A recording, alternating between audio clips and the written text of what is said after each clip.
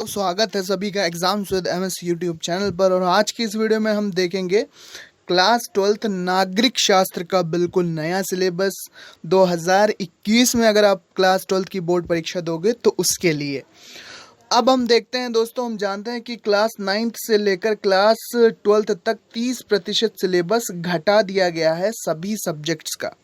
कोविड-19 के चलते टाइम पर पढ़ाई शुरू नहीं हो पाई है, इसीलिए सरकार ने यह निर्णय लिया है कि प्रत्येक सब्जेक्ट का जो 30% सिलेबस है वो हटा दिया जाएगा। तो हम आज क्लास 12 कक्षा 12 नागरिक शास्त्र में देखेंगे कि कौन कौन से टॉपिक हट गए हैं और अब आपको क्या पढ़ना है। आपके 70% बचे हुए सिलेबस में आपको क्या क्या पढ़ना है।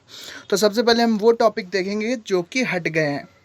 तो सबसे पहले देखेंगे हम जो टॉपिक हटे हैं, इकाई 2 यानी कि इकाई सेकंड में, यूनिट सेकंड में समकालीन विश्व में अमेरिकी वर्चस्व, ये टॉपिक आपका हट गया है।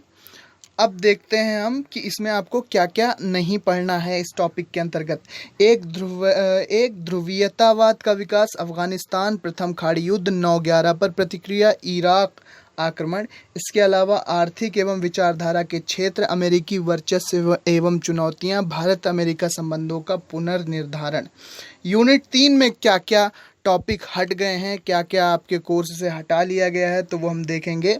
समकालीन विश्व में सुरक्षा की पारस्परिक धारणा जो थी वो अब आपको नहीं पढ़नी है। सुरक्षा की पारंपरिक धारणा अब आपको नहीं पढ़नी है।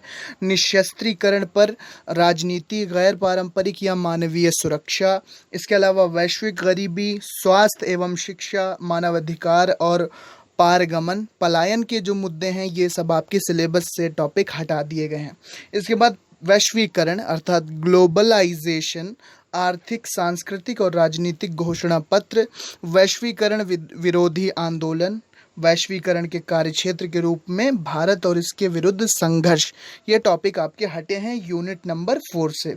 अब खंड खा में क्या क्या टॉपिक्स हटाए गए हैं, तो खंड खा में हम देखेंगे कि स्वतंत्र भारत में राजनीति, ये जो टॉपिक है हमारा स्वतंत्र भारत में राजनीति, इसमें क्या हटा है कि इकाई नंबर 5 यानी कि यूनिट 5 का जो दूसरा पार्ट है, एक दल के प्रभुत्व का दौर, ये टॉपिक आपको नहीं पढ़ना है। इसके अंतर्गत, इस चैप्टर के अंतर्गत आप कह सकते हैं कि ये सारे टॉपिक होंगे। प्रथम 3 आम चुनाव, राष्ट्रीय स्तर पर कांग्रेस के प्रभुत्व की प्रकृति, राज्य स्तर पर असमान प्रभुत्व, कांग्रेस की गठबंधीय प्रकृति और प्रमुख विपक्षी दल, ये सब आपको नहीं पढ़ाया जाएगा। इसके बाद यूनिट नंबर 6 में आपको नहीं पढ़ना है। अब ये सिलेबस वो 30% है जो कि आपके कोर्स से हटा दिया गया है। तो कांग्रेस की कार्यप्रणाली की चुनौतियां, इसमें आपका नेहरू के बाद राजनीतिक परिपाटी, गैर कांग्रेसवाद और 1967 का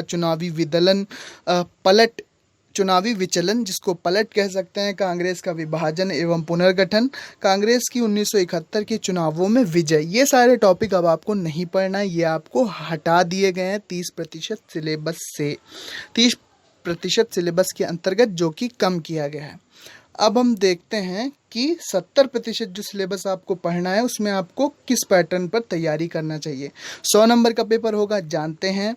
समय होता है 3 घंटे 15 मिनट, 15 मिनट पेपर पढ़ने के लिए आपको मिलते हैं। तो 100 मार्क्स 3 घंटे यहाँ पर दिया है, लेकिन 3 घंटे 15 मिनट मिलते हैं।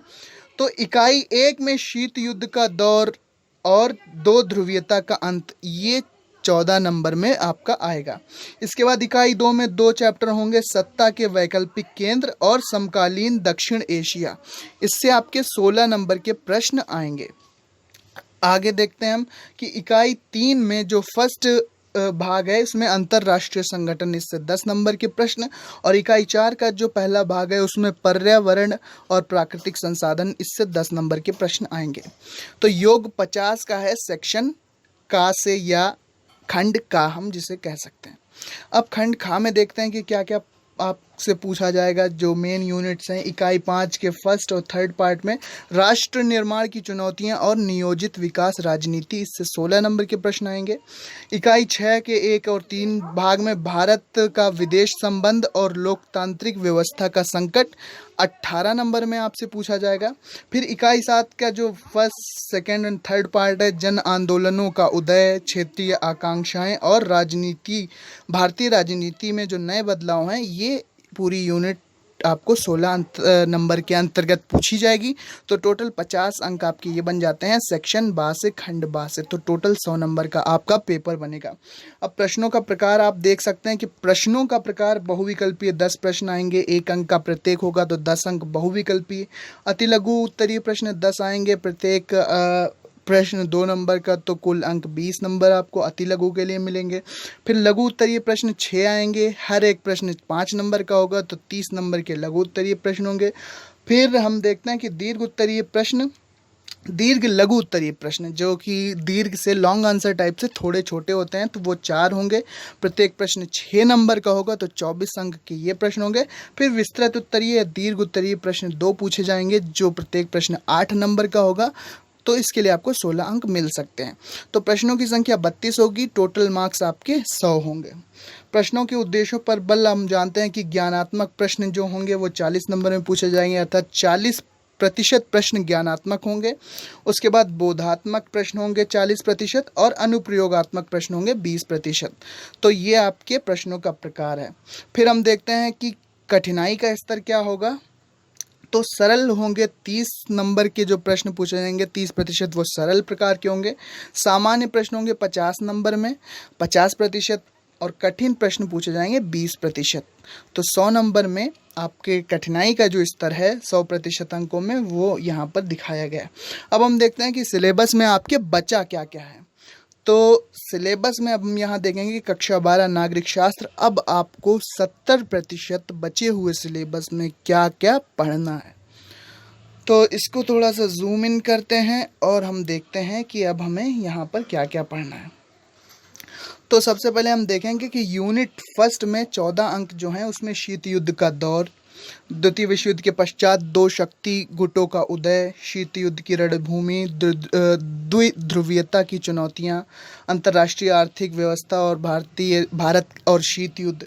इसके बाद 2 ध्रुवीयता का अंत में विश्व राजनीति में नई सत्ताएं, रूस, बाल्कन राज्य, केंद्रीय एशियाई राज्य, उत्तर साम्यवादी शासनकाल में लोकतांत्रिक राजनीति, पूंजीवाद का प्रवेश, रूस एवं उत्तर साम्यवादी राज्यों के साथ भारत के संबंध। ये सारे टॉपिक अब आपको पढ़ने हैं।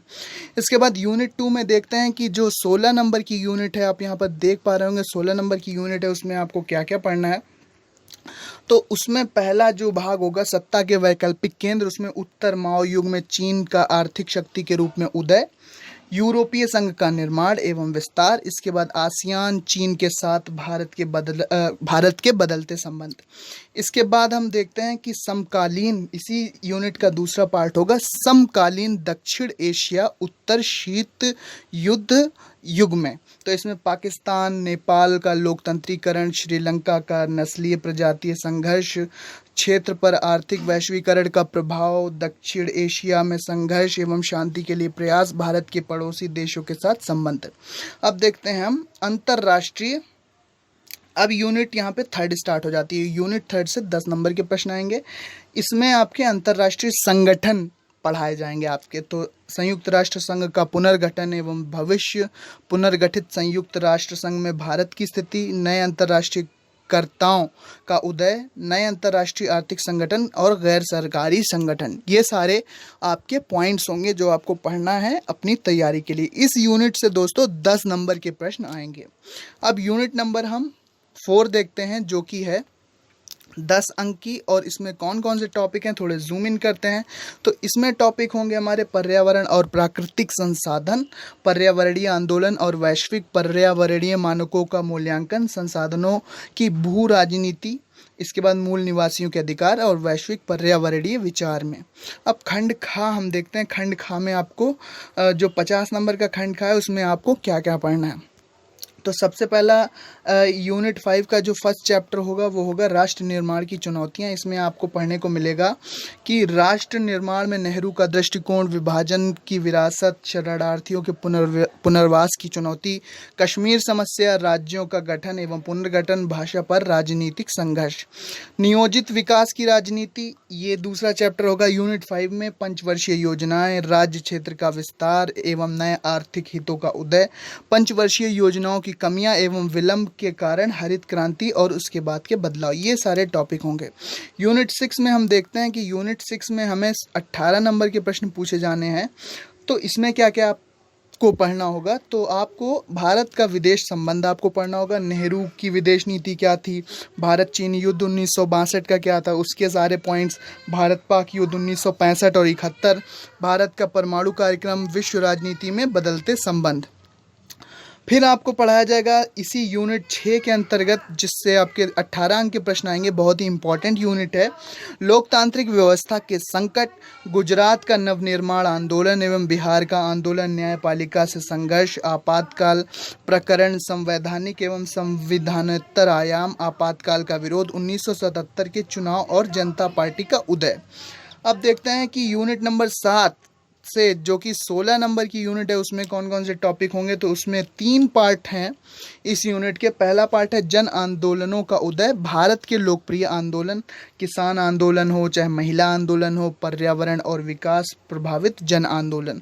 इसके बाद इसी यूनिट का जो दूसरा पार्ट है, इस यूनिट से आप यहाँ पर देख सकते हैं कि 16 नंबर के प्रश्न आएंगे, तो ये भी यूनिट काफ़ी इंपॉर्टेंट है। इसमें दूसरा पार्ट है इस यूनिट का, उसमें है क्षेत्रीय आकांक्षाएं एवं अंतर्द्वंद, क्षेत्रीय दलों का उदय, पंजाब संकट एवं 1984 के सिख विरोधी दंगे, कश्मीर की स्थिति, पूर्वोत्तर में चुनौतियां एवं प्रक्रियाएं। इसके बाद भारतीय राजनीति में नए बदलाव, ये आपको टॉपिक्स पढ़ने हैं। तो भारतीय राजनीति में नए बदलाव, 1990 में भागीदारी की लहर, जनता दल एवं भारतीय जनता पार्टी का उदय, क्षेत्रीय दलों की बढ़ती भूमिका, गठबंधन की राजनीति, राष्ट्रीय जनतांत्रिक गठबंधन NDA 1998 से 2004 तक इसकी क्या स्थिति थी, संयुक्त प्रगतिशील गठबंधन UPA 2004 से 2014 तक। इसके बाद राष्ट्रीय जनतांत्रिक गठबंधन NDA 2014 से अब तक, इसका आपको पढ़ने को मिलेगा पूरा इतिहास।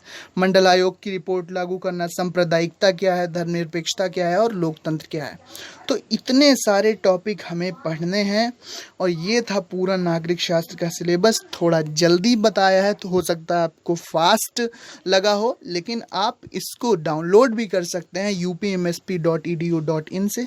तो दोस्तों, वीडियो कैसी लगी, ये था नागरिक शास्त्र कक्षा 12 का नया सिलेबस। अगर वीडियो पसंद आई हो तो लाइक, शेयर और सब्सक्राइब ज़रूर कीजिएगा। मिलते हैं अपने नेक्स्ट वीडियो में, तब तक के लिए thanks for watching and listening me and good luck for future. Thank you and bye bye. आप सिलेबस को डाउनलोड कर सकते हैं upmsp.edu.in से। ये बिल्कुल नया और लेटेस्ट सिलेबस है, जिसमें कि 30% पाठ्यक्रम कम कर दिया गया है और यहाँ पर ये 70% पाठ्यक्रम है जो आपको अब पढ़ना है। जो 30% पाठ्यक्रम कम किया गया था वो भी मैं आपको सबसे ऊपर बता चुका हूँ, जिसमें मैंने आपको दिखाया था कि कौन कौन से टॉपिक हट गए हैं। तो वो टॉपिक कुछ आपके इस प्रकार के थे जो कि ऊपर दिए हैं। इस सूचना, ये जो ऊपर कोविड-19 की जो ये नोट है, इसके नीचे जो ये हर सब्जेक्ट में आपको जितने भी टॉपिक दिए हैं ये हट गए हैं और उसके नीचे जो 70% सिलेबस है अब वो आपको पढ़ना है। So thanks for watching and good luck for future. Thank you and bye bye.